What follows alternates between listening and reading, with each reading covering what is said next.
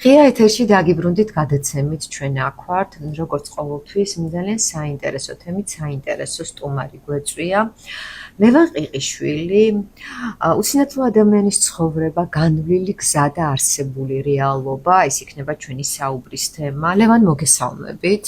მოგესალმებით, მივესალმებით თქვენ რადიოს მსმენელებს და სრულიად საქართველოს. მადლობა, რომ ჩვენთან ერთად ხართ და ძალიან ხშირად მithქვამს, რომ თქვენ ხართ ერთ-ერთი სამაგალითო ადამიანი. ადამიანი, რომელიც მოტივაცია ხართ არა მარტო შრშმ პირებისთვის, არამედ ზოგადად ყველასთვის. თქვენი ისტორია ძალიან ბევრმა კარგად იცის, არაერთ გზის კი საუბრიათ ამ თემაზე. უბრალოდ მოკლედ მინდა ჩვენს მაყურებელს შევახსენო, ვინც არ არის საქმის კურსში. ლევანი არის საინგილოდან და მან საკმაოდ რთული გზა და პერიოდი იყო მის ცხოვრებაში, რთული პერიოდი, სანამ ის ჩამოვიდოდა და აქ დასახლდებოდა, დაიდებდა ბინას, ასე ვთქვათ. თავარი ის იყო, რომ ეს მან ძალიან მოინდომა, ეს იყო მისი გადაწყვეტილება და მან ეს მარტო შეძლო. მარტო შეძლი ლევან, თუმცა მე უკვე აქ რო ჩამოხვედით, დაიწყო თქვენი აქტივობები. დაიწყო ისეთი ცხოვრება, აქტიური ცხოვრება რამდენიმე წლის წინ. ანუ ერთ აქტივობას მოყვა მეორე, მესამე და ასე შემდეგ და ძალიან ბევრი ადამიანი აღმოჩნდა თქვენს გვერდით და ეს გამიგრძელდა ცოტა შესავალი, მაგრამ მინდა აღნიშნო, როდესაც ადამიანი მოინდომებს, მართლა ძალიან ბევრი ადამიანი აღმოჩნდება, ისეთი, რომელიც მხარს დაუჭერს. მოდით დავიწყოთ უსინათლოთა კავშირით. ლევან, თქვენ ხართ უსინათლოთა კავშირის წევრი. დიახ. და რას აკეთებთ, რა აქტივობებში ხართ ჩართული? დიახ, კიდევ ერთხელ მოგესალმებით, ვარ უსინათლოთა კავშირის წევრი. იმას აღარ მოყვები, ბევრი ადამიანი დამიდგა გვერდში, რომ ჩამოვედი რაღაცა. და ეხლა ვარ უსინათლოთა კავშირის წევრი, უკვე კარგა ხანია და ასევე ვარ უსინათლოთა კულტურის ცენტრის, ანუ უსინათლოთა კულტურის ცენტრში მუშაობ. კერძოდ ესეთი რაღაც არის, ტარდება კვლევა. და ფილიალებს უკავშირდები და ამ კითხვას ვაცნობ, ანუ კითხვარი შეეხება რამდენად ინფორმირებული არიან რეგიონში მდებარე ან თბილისში მდებარე სხვადასხვა ფილიალებიდან წევრები უსინათლოთა კულტურის ცენტრის შესახებ. რა იციან მის შესახებ, ანუ იქ არსებობს კულტურის ცენტრის გარდა ბიბლიოთეკა, ხმის ჩამწერი სტუდია, რომელიც წიგნებს ახმოვანებს და ასე შემდეგ. აი რა იციან მათ შესახებ და ამ კითხვას ვავსებ, ანუ ეს არის 6 თვიანი პროექტი. და ქალბატონმა თამარმა ეს მისი კეთილება იყო, რომ ამ იმაში დამასაქმა ამ კავშირში. დიახ, კი ბატონო, და ანუ წარმატებით მდინარეობს თქვენი საქმიანობა. საკმაოდ წარმატებით.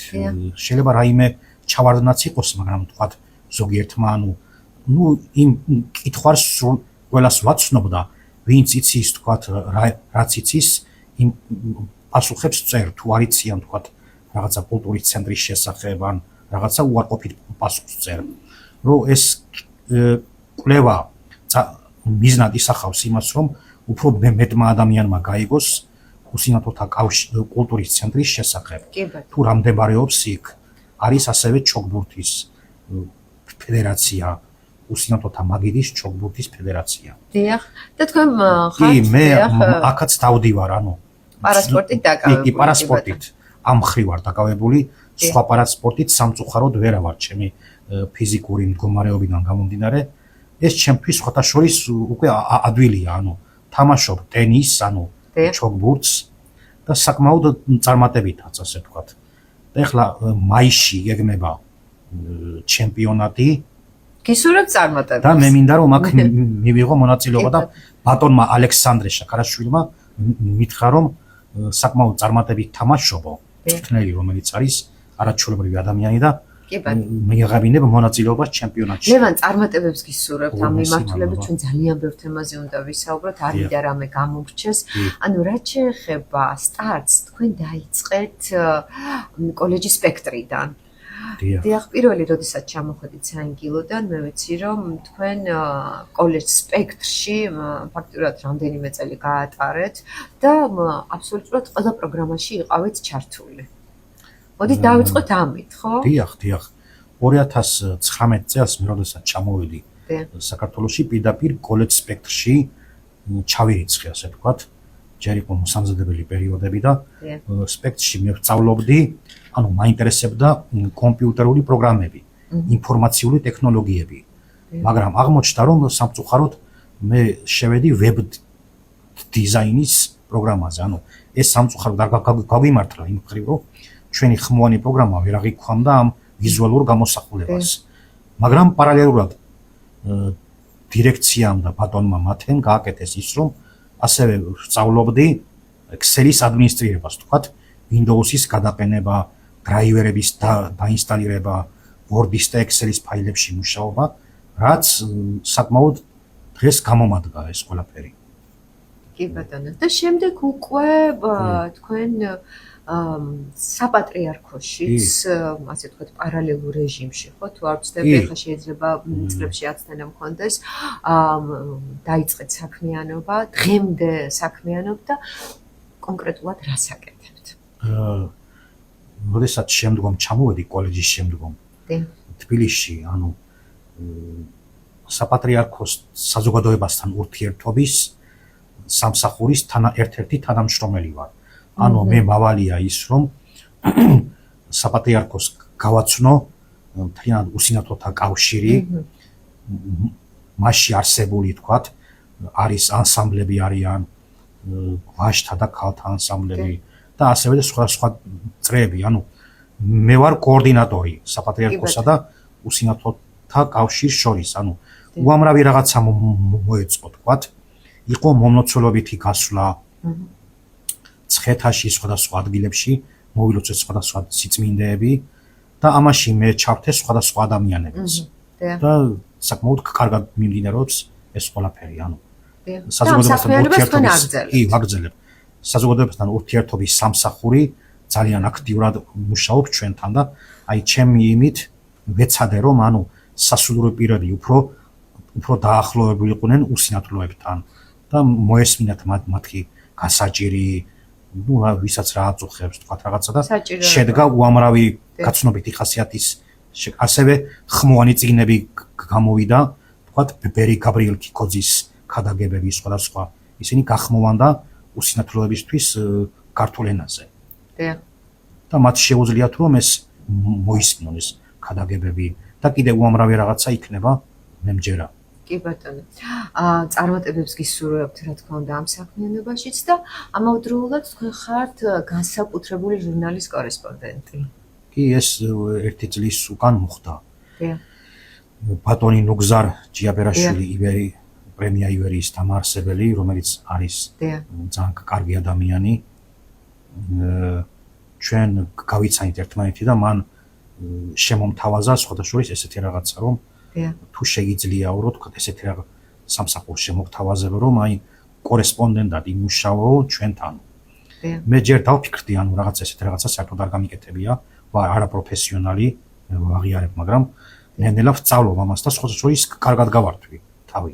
ანუ ვიწერ სხვადასხვა სფეროს წარმომადგენლებთან ინტერვიუებს, თქვა პოეტებთან, პარასპორტსმენებთანაც მქონდა ჩაწერილი. ეს ადამიანები შეზღუდული შესაძლებლობის მქონე პირები არიან? პარასპორტსმენები კი და. არა, პარასპორტსმენები გასაგებია, მაგრამ მხოლოდ შშმ პირებთან თუ ყველა? არა მარტო შშმ პირებთან. სხვადასხვა ჩვეულებრივ მხედველ ადამიანებთანაც ვიწერ ჩვეულებრივ ინტერვიუებს. და შემდგომ ვაკეთებ Word-ის ფაილში. ну, ჩვეულებრივ როგორც ხდება, კი ბატონო. და ბატონო გზარ სამოსობაში მოვიკითხავ და რაც შეეხება შშმ მიმართულებას, მას ძალიან ბევრი აქტივობა აქვს და ძალიან ბევრი კარგ საქმეს აკეთებს, როგორც ბევრი ადამიანი. ის ადამიანები, რომლებიც გვერდში გიდგანან დღემდე. ამასობაში უნდა ვისაუბროთ ილიაუნზე, თქვენი ბიბლიოთეკაში მუშაობთ, წლებია უკვე და როგორც ვიცი, ძალიან მნიშვნელოვან საქმეს ემსახურებთ.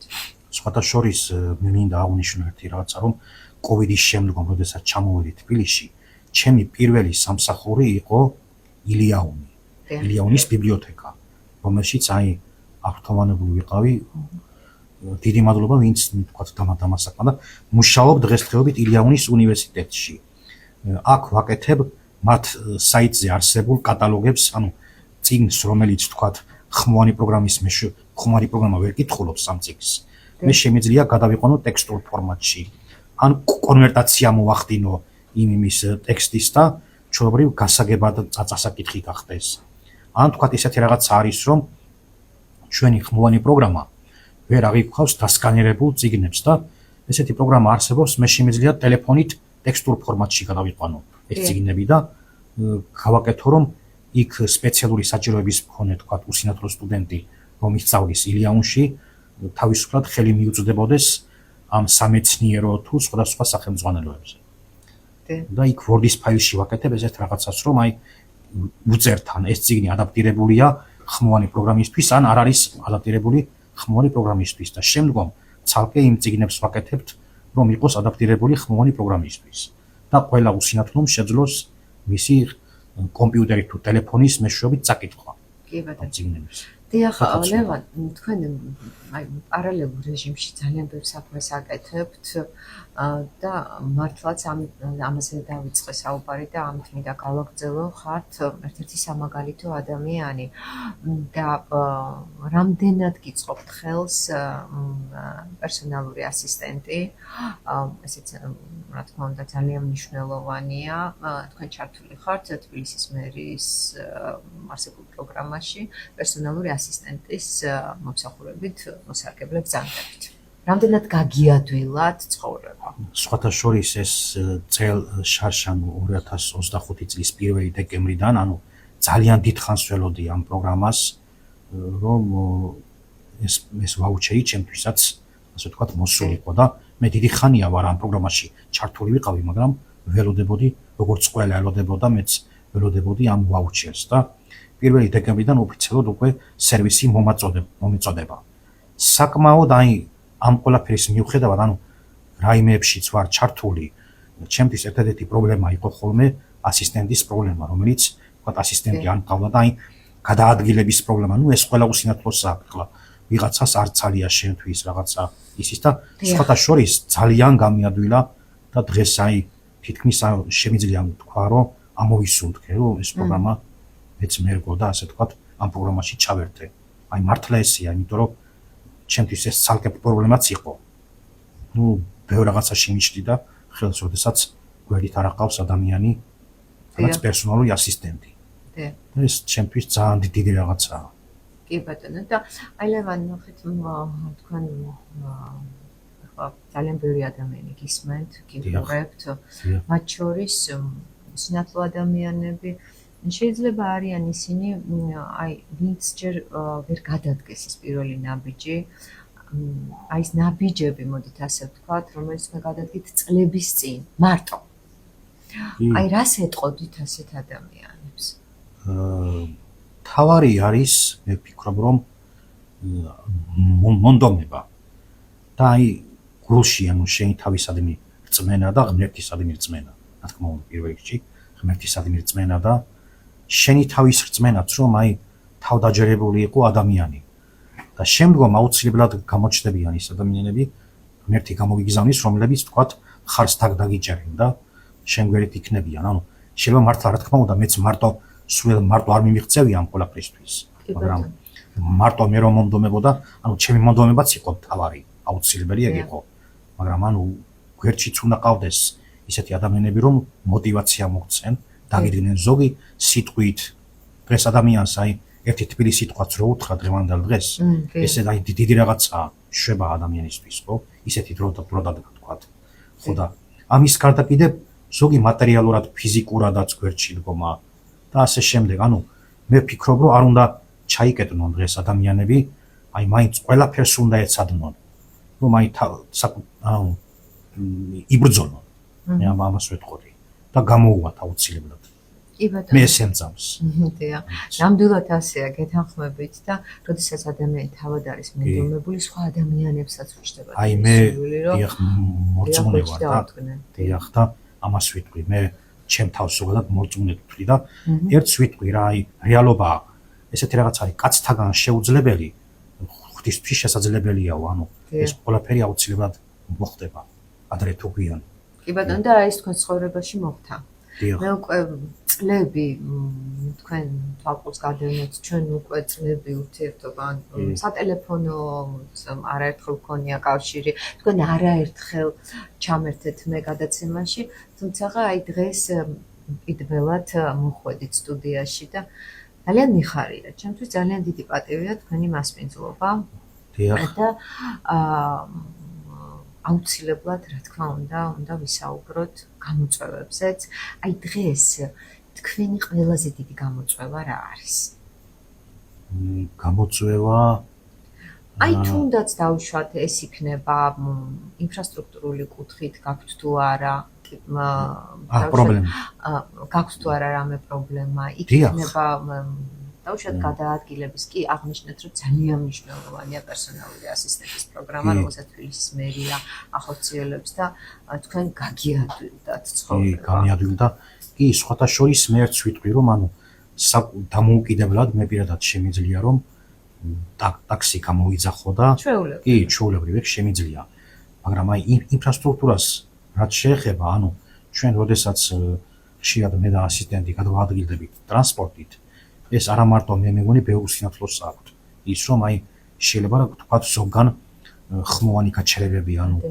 ისინი არ მუშაობს ეხლა მე ვფიქრობ რომ მეც უნდა ვიცოდე რომელ ქუჩაზე ვარ და თან ვიცოდე რომ როდის ჩამოვიდე ანუ ეს არის დასახვეწი და გასამართი გასამართია იმიტომ რომ და მეორეც კიდე რა არის ჩემი ერთადერთი პრობლემა არის ის რომ ზოგადად მე სიარულის პრობლემაც მაქვს აქედან გამომდინარე ანუ წონასწორობის შეკავება არ შემიძლია ანუ რაღაცას უცბად თუ არ დავეყდენი და აი დაძაბული ვარ ხოლმე ტრანსპორტში რომ წავდივარ რომ უცბად რაღაცას ხელი მოვკიდო თორემ რამდენჯერმე ყოფილა რომ ტრანსპორტი უცბად დაიძრა ან დაამუხრუჭა და ამ დროს შეიძლება რაღაცა მივარტყან შეიძლება წავიქცე კიდეც და რაღაცა ის მოვივიდეს და ხშირად ყოფილა შემთხვევებიც რომ აი კარებიც უცბად დაუკედიათ როდესაც ჩემი ასისტენტის გაფრთხილების მიუხედავად ხო და აი მე რამდენიმეჯერ ცხელხაზეც დავრეკე რაღაცა მაგრამ აი ეს პრობლემა ჯერჯერობით არ გვარდება ანუ ზუსტად ერთ-ერთი გამოწვევა აი საფრთხე ჩემთვის ეს არის და დანარჩენი ზოგადად არაფერი ანუ ზოგადად ხმოვანმა პროგრამაც ძალიან გაადვილა კი ხმოვანმა პროგრამაც ძალიან გაადვილა კი ცხოვრება და ჩვეულებრივ ტელეფონი არის ჩვენთვის ესე სასიცოცხლო ორგანო ასე ვთქვათ რა აი როგორ თქვა ზუსტად ესეთი რაღაცაა იმიტომ რომ ტელეფონი ხშირად ვიგებ რაღაცას იმას ჩვეულებრივ მთელ ინფორმაციას კი და წიგნებს ვკითხულობ და ასე შემდეგ. დიახ, აი ჩვენ სანამ ეთერში შემოვიდოდით სტუდიის მიღმა ვისაუბრეთ ძალიან ბევრ თემაზე და მე აღმოვაჩინე რომ თქვენ ჩვენი ერთგული მსმენელი ხართ ფაქტიურად მე მგონი 24 წელი მოყვებით თან და მთელი საეთერო ბადე გახსოვთ რა იყო რა არის და მე თქვენი გადაცემები დიახ სულ გვისმენთ კი ჩვენი ერთგული მსმენელი ეხლაც კი გისმენთ ეხლა უფრო ჩანაწერებს უსმენ რაღაცა კი ბატონო და აი ჩამოთვალეთ კიდევაც რამდენიმე პროექტი თქვენ ხართ X-კოდის ერთგული მსმენელი კი და სპორტული მიმოხილვების მსმენელი დილის ეთერის მსმენელიც და ზოგადად დილა თუ ესე იწყება ხოლმე მე კარგი განწყობა იქნება და რა ვიცი გისმენთ ხოლმე ძალიან დიდი მადლობა ამისთვის ეს არის ჩვენთვის ძალიან მნიშვნელოვანი და სხვათა შორის ძალიან ბევრი უსინათლო ადამიანი გვისმენს და ესე წლები ერთგულად მოგყვება მე ყველაზე აი ესეთი სურვილი არ ვიტყვი სანუ ყვარს აი ხლა ყველაზე მეტად რა გსურთ აი ზუსტად მეც გამიჭირდება ამ კითხვაზე პასუხის გაცემა ალბათ მაინც ვფიქრობ კარიერული კუთხით თქვენგანაც ადამიანი ხართ და იმდენ პროექტში ხართ ჩართული რომ ვფიქრობ კიდევ გეკნებათ კი ანუ უფრო ხო და გეგმებიც ალბათ უფრო წინ წაწევა და კარიერული კუთხიც და კიც და რაღაცების და ზრდა კი ზრდა და მთელი ცხოვრება ადამიანი ვითარდები რა აი მთელი ცხოვრება თურმე სწავლობ ადამიანი და მე მაგას ვაკვირდები და დავაკვირდე კიდეც. ანუ კიდე ბევრ რაღაცაში მინდა ჩართვა. სურვილი მაქვს რომ აი ენა შევისწავლო. სხვა ენა. და ეს მე მგონი გამომივა, იმიტომ რომ ადამიანს ყველანაირად გამარტივებულია. ყველა აპლიკაციას ხმარობს, სხვათა შორის ეხლა კარგია რომ აი კანონი მიიღეს რომ უსინათლოებისთვის ბევრი აპლიკაცია ის გაგახდება, ანუ კანონი დაავალდებულებს ყველა იმას რომ ადაპტირებული გახდეს ძალიან ვებგვერდები რაღაცა და ეს ბევრი პრობლემასაც მიქმნის, ანუ არის რაღაც აპლიკაციები, რომლებიც ისეთ რაღაცაში რომ ჭირდება არ მიხმოვანებს ხოლმე.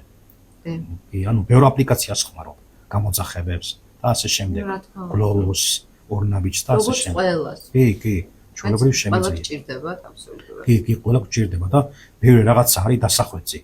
და ამისთვის მე ვფიქრობ, რომ უსიამთოთა კავშირიც და ყველაც იმუშავებს ერთობლივად, რომ მან შეხვედრები მოხდეს, დიალოგი იყოს იმ სფეროს წარმომადგენლებთან, ანუ ვინც ფლობს ამ ვებგვერდებს რაღაცა, რომ უთხრათ, ჩვენ თვითონ უთხრათ, აი რას ვერ ვიყედებთ და ეს ყველაფერი გახდეს ადაპტირებული. დიახ, თქვენი საჭიროებების კი, ჩვენი შესახებ საჭიროებების ინფორმაციას თქვენ ხო, ფლობთ კი. ყველაზე კარგად კი, და კი, მე ვფლობ ყველაზე და კარგად იმიტომ- ინფორმაციის მიმწოდებლები თქვენ ხართ. დიახ.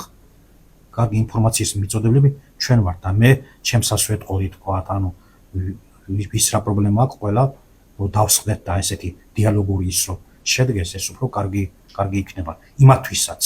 ხო არიციან თქვათ, ჩვენ რა გვჭირდება და რა საჭიროებები გვაქვს. დიახ, და რა ძალიან პრობლემებს ვაწყობთ. კი ბატონო, ცოტა დრო დაგვრჩა და კი.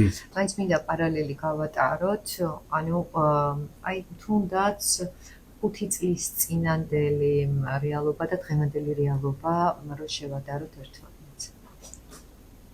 5 წლის წინანდელი ან რეალობა 10. ხო, ან 10 რა ვიცი, ავიღოთ რა ვიცი, ახლა ეს მაგას წარსული. მნიშვნელობა აღარ აქვს უკვე. დიახ. ის რეალობა და ეს რეალობა სხვა, ანუ მაგრამ მე აუცილებლად უნდა მახსოვდეს და ყოველთვის უნდა მახსოვდეს ვინ ვარ და საიდან მოვდივარ. ანუ ეს მე არ დამიწყები, აი ხანდახან მარტო რო რჩები ხოლმე, აი გადავახვე ხოლმე ჩემს ადრინდელ ცხოვრებას და რაღაცა. ნუ ეხლა ეს იქ ესეთი ის იყო, რომ ანუ ადამიანი მაინც სოფელში ხარ, ქვეყანაც სხვა არის და ჩაკეტილი მდგომარეობაში ხარ, რაღაც ის ანუ გაკეთება გინდა, მაგრამ ვერ ახერხებ, ანუ რომც მოახერხო, ანუ ის სტიმული არ გაქვს, რომ ამისაგან აი კი რაღაცა ვისწავლე, მაგრამ რა აქ რას გავაკეთე. ანუ ეს იყო ჩემთვის და დღეს მე სახლიდან რომც არ გავიდე, აი ყველაფერზე რაღაცა უფრო ისეთი ის მაქვს, რომ აი სტომა გაქვთ. წვდომა მაქვს და თან რასაც ვაკეთებ, ანუ მონდომებული ვაკეთებ. დიდი ენთუზიაზმით ვუდგები ყველა საქმეს. სახლიდან რომც არ გავიდე, უკვე ვიცი რომ ეს ყველაფერი გამომადგება. და არაერთი ადამიანი, რომელიც თქვენ გვერდში გიდგათ. არაერთი ადამიანი უსიამთოთა კავშირიდან დაწყებული, მე ერთს ვიტყვი, ანუ სამწუხაროდ ვერ დავიწყებ და აი ვინმე აუცილებლად გამომრჩება, აუცილებლად. უსიამთოთა კავშირიც ყოველთვის გვერდში მიდგას ნებისმიერ რაღაცაში, მისი ხელმძღვანელიც და ასე შემდეგ. მე პირველი ფილიალის წევრი ვარ. დიახ. მაკაკობერიძის.